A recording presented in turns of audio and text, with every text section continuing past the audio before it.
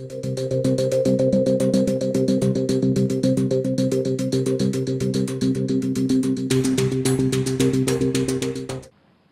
in J&K will be held in 3 phases. So this is a shorter period.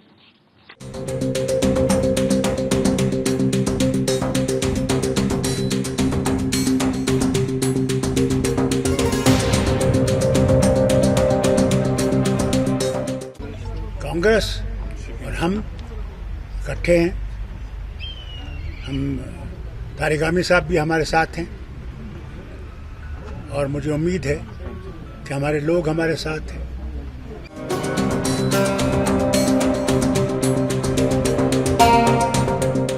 कि क्या Congress national Conference के जम्मू कश्मीर में फिर से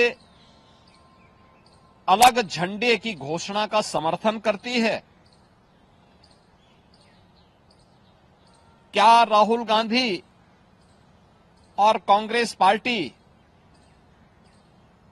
धारा 370 और आर्टिकल 35A को वापस लाकर जम्मू कश्मीर को फिर से अशांति और आतंकवाद के युग में धकेलने के जम्मू कश्मीर नेशनल कॉन्फ्रेंस के घोषणा का समर्थन करती है? क्या कांग्रेस पार्टी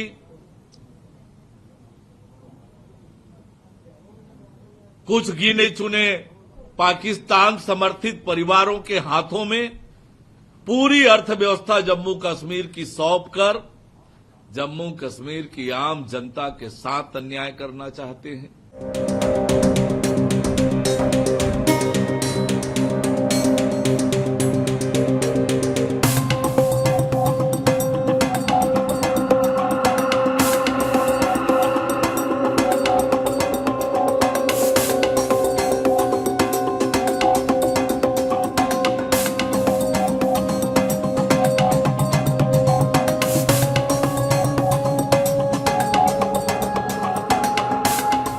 ऐसे महत्वपूर्ण चुनाव में इंडी गठबंधन की जो नेतृत्व कर रही है कांग्रेस ने Abdullah and sons family private limited की नेशनल कॉन्फ्रेंस के साथ गठबंधन करके फिर से अपने राष्ट्र विरोधी मंसूबों को देश के सामने रख दिया है। हाल ही में नेशनल कॉन्फ्रेंस ने अपना मैनिफेस्टो जारी किया है। इसमें अनेक ऐसे बिंदु हैं जो भारत की एकता, भारत की अखंडता और राष्ट्रीय सुरक्षा के प्रति पूरे देश को आशंकित करती है। कांग्रेस और नेशनल कॉन्फ्रेंस का यह गठबंधन राष्ट्रीय सुरक्षा को लेकर के अनेक बड़े सवाल खड़ा करता है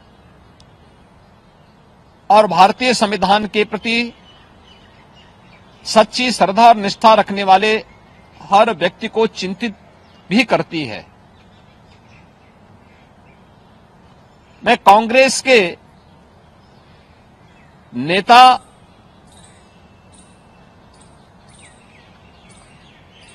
श्री राहुल गांधी से पूछना चाहता हूं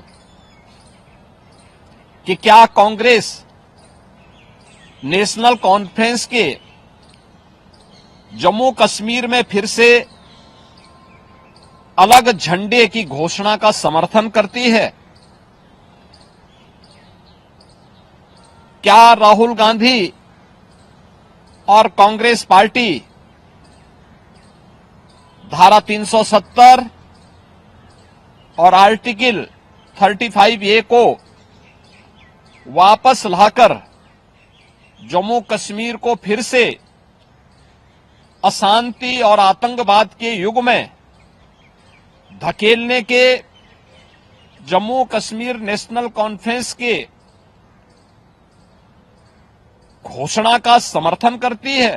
कि क्या कांग्रेस नेशनल कॉन्फ्रेंस के जम्मू कश्मीर में फिर से अलग झंडे की घोषणा का समर्थन करती है? क्या राहुल गांधी और कांग्रेस पार्टी धारा 370 और आर्टिकल 35A को वापस लाकर जम्मू कश्मीर को फिर से अशांति और आतंकवाद के युग में धकेलने के जम्मू कश्मीर नेशनल कॉन्फ्रेंस के घोषणा का समर्थन करती है? कांग्रेस पार्टी नेशनल कॉन्फ्रेंस के साथ जुड़कर फिर से क्या कांग्रेस पार्टी